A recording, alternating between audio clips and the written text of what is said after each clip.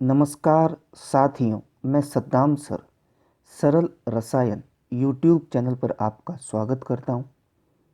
आज का जो हमारा टॉपिक है वो है सरल घनीय मात्रक कोशिका।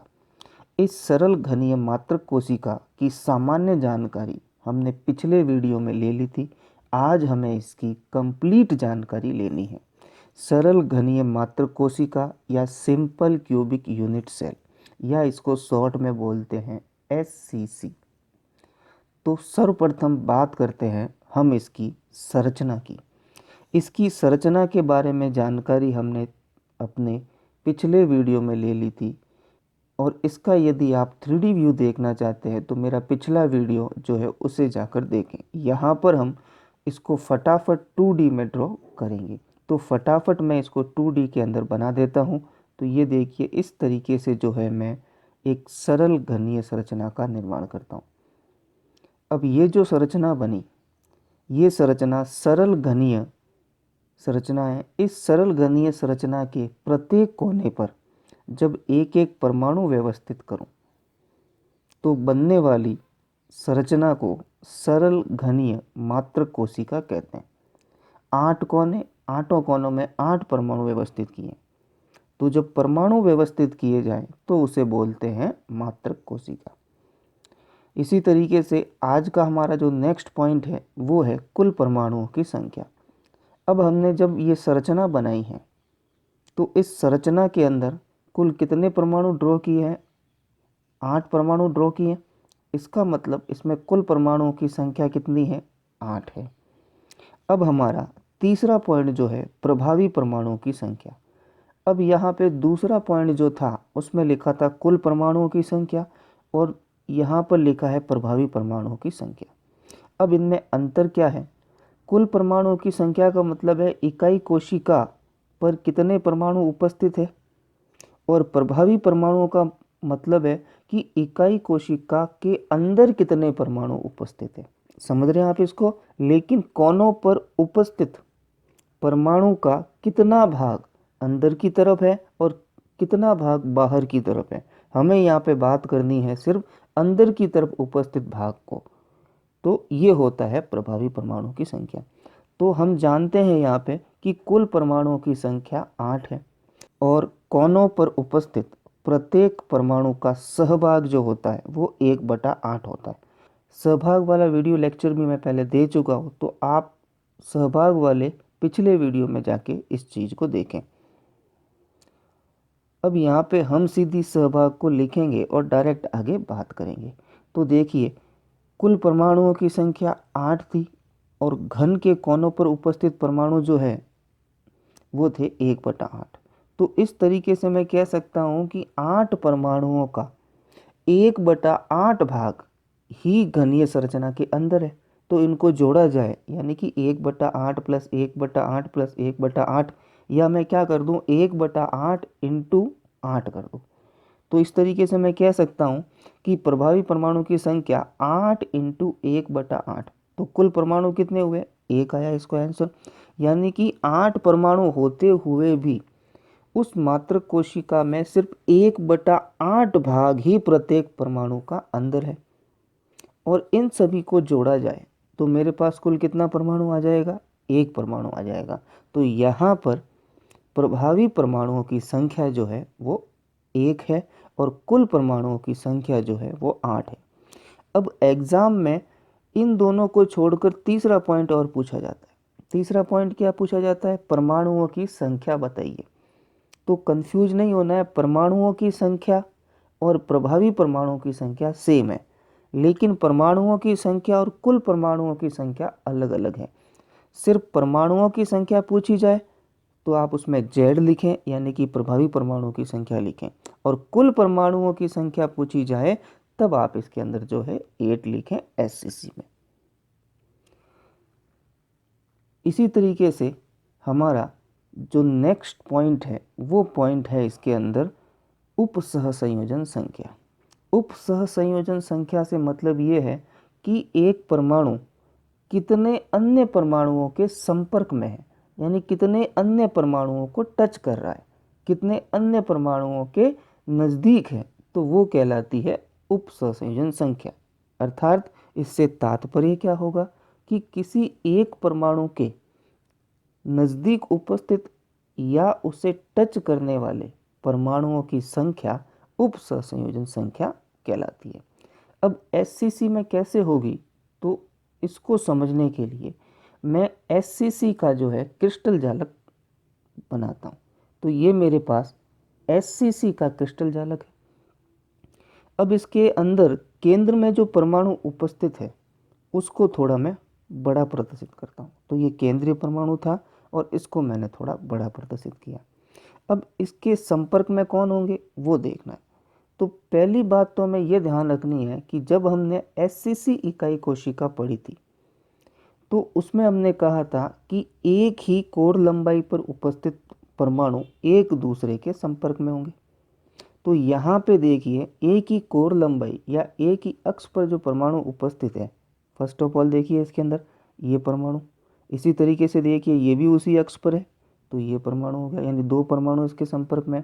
इसी तरीके से यहाँ पर देखें तीसरा ये परमाणु, ये भी उसी अक्ष में, यानी ये भी एक दूसरे के संपर्क में होंगे। इसी तरीके से उसके पीछे वाला यानी चौथा परमाणु, इसी तरीके से सामने वाला परमाणु पांचवा परमाणु और लास्ट जो है हमारे छठा परमाणु। एक परमाणु जो मात्र कोशिका के केंद्र में उपस्थित है वो अपने आसपास की लगने वाली आठों मात्र कोशिकाओं के 6 परमाणुओं से संपर्क में होंगे।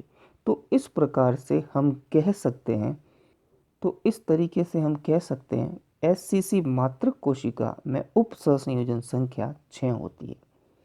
अब हमारा जो नेक्स्ट पॉइंट है वो है कोर लंबाई a तथा परमाणु की त्रिज्या में संबंध।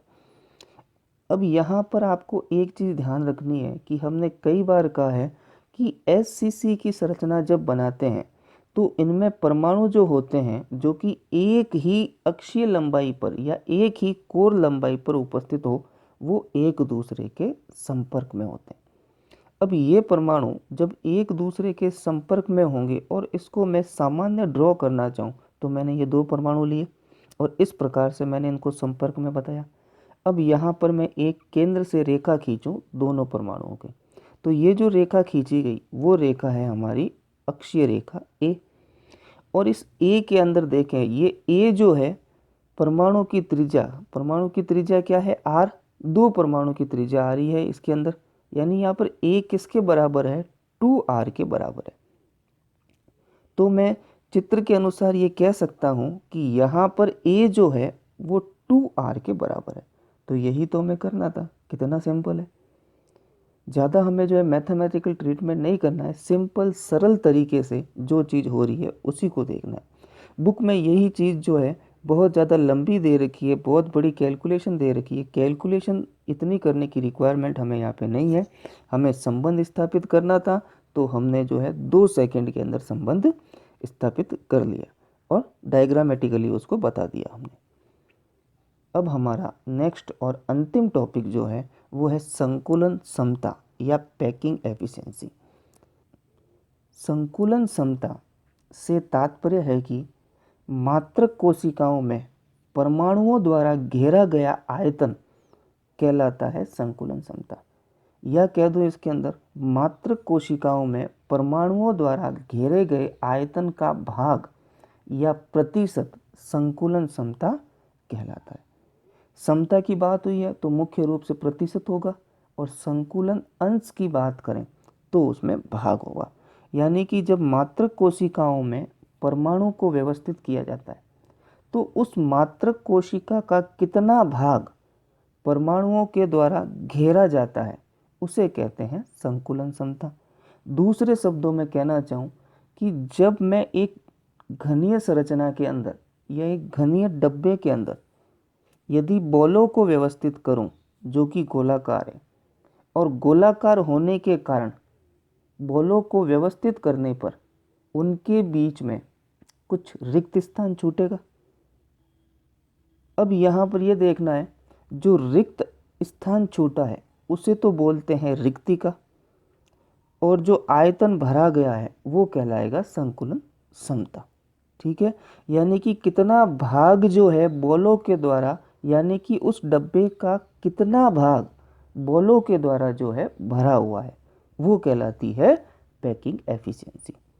अर्थात मैं कह सकता हूँ इसके अंदर संकुलन क्षमता से तात्पर्य है कि एक मात्र कोशिका में परमाणुओं द्वारा कवर्ड आयतन या घेरा हुआ आयतन का प्रतिशत जो है संकुलन क्षमता कहलाता है।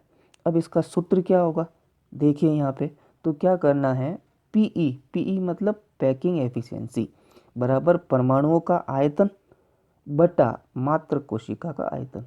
इसी तरीके से तो हम परसेंटेज निकालते थे, कुल कितना है और कितना आया है इंटू 100 करते थे और प्रतिशत निकल जाता था। तो यहाँ पर भी यही करना है कि मात्र कोशिका का कुल आयतन कितना है और परमाणुओं ने कितना घेरा है, इंटू 100 कर लो तो हमारे पास क्या आ जाएगा, संकुलन क्षमता आ जाएगी। अब यहाँ पर परमाणुओं का आयतन मतलब क्या है कि कितने परमाणु हैं और एक परमाणु का आयतन रख लो। परमाणु भी कौन से, प्रभावी परमाणु, क्योंकि जो आयतन घेरने वाले परमाणु है वो कौन से, प्रभावी परमाणु तो है। सारे परमाणु थोड़ी आयतन घेर रहे हैं, सारे परमाणु का कुछ ना कुछ भाग आयतन घेर रहा है, इसलिए यहाँ पर प्रभावी परमाणु लिया और हमने यहाँ पे लिखा एक परमाणु का आयतन। अब यदि किसी मात्र कोशिका के अंदर प्रभावी परमाणुओं की संख्या ज़्यादा हो तो मैं हर बार परमाणुओं की संख्या लिखकर उसे योग थोड़ी करूँगा, सीधा क्या करूँगा, गुणा कर दूंगा कि एक का कितना आयतन है और टोटल परमाणु कितने हैं। तो इस कारण से मैंने यहाँ पे गुणा किया कि प्रभावी परमाणु की संख्या इंटू एक परमाणु का आयतन। तो अब मैं कह सकता हूँ कि प्रभावी परमाणुओं की संख्या की जगह मैं Z लिख दूँ और परमाणु को जो हम है एक गोला मानते हैं और गोले का आयतन कितना होता है 4/3 पाई आर क्यूब, तो वही फॉर्मूला मैंने इसके अंदर रखा है। अब इसी तरीके से हम बात करें मात्र कोशिका का आयतन। अब आयतन का मतलब क्या होता है, लंबाई इंटू लंबाई इंटू लंबाई, यानी कि लंबाई का क्यूब।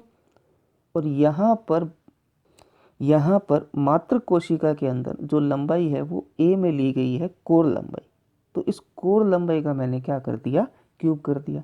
तो इस तरीके से मेरे पास जो संकुलन क्षमता का अंतिम स्वरूप आएगा वो ऐसे होगा, यानी कि Z into 4/3 pi R cube बटा ए का क्यूब इंटू 100, ये इसका सूत्र बन गया हमारे पास। अब हम बात करते हैं SCC में कैसे निकालेंगे इसको।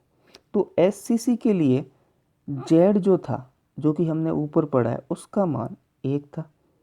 इसी तरीके से A जो था वो किसके बराबर था, 2R। लेकिन यहाँ पर क्या है, A का क्यूब है तो हम क्यूब करेंगे, सीधी सी बात है। अब आगे देखें इसके अंदर, तो यहाँ पर हम क्या करते हैं कि A का मान रख लेते हैं। तो A का मान है 2R और हमें करना है क्यूब, तो हो गया 2R क्यूब। इसी तरीके से इसका सॉल्यूशन करें तो वो क्या हो जाएगा, 8R क्यूब आ गया, यानी A बराबर अब हमारे पास जो है 8R क्यूब आया, जो कि पैकिंग एफिशिएंसी के संबंध में। अब हम क्या करें, इस फॉर्मूले के अंदर मान रख लें। तो Z का मान 1 था, अब हम जो हमें इनका मान रख दें सूत्र के अंदर, तो इस तरीके से होगा, Z की जगह 1 रखा और A की जगह क्या रख दिया, 8R क्यूब रख दिया। अब इसका सॉल्यूशन करें तो सॉल्यूशन करने पर 4 कट गया, R क्यूब से R क्यूब कट गया और हमारे पास क्या बचा, 3 2 जा 6, यानी कि बचा π/6 बचा। अब π/6 का और सॉल्यूशन करें तो हमारे पास जो उत्तर के रूप में अंतिम स्वरूप आएगा वो आएगा 52.4%। यानी कि हम कह सकते हैं कि SCC मात्र कोशिका के अंदर परमाणुओं के द्वारा घेरा गया आयतन जो है 52.4% है और बाकी बचा जो वो है रिक्तिका है, यानी खाली जगह है उसके अंदर। समझ में आ गई होगी आपको यहाँ पे। तो ये था मेरा आज का topic, simple cubic unit cell, जिसमें हमने उसकी संरचना, परमाणुओं की संख्या, उप सहसंयोजन संख्या और जो है संकुलन क्षमता के बारे में अध्ययन किया।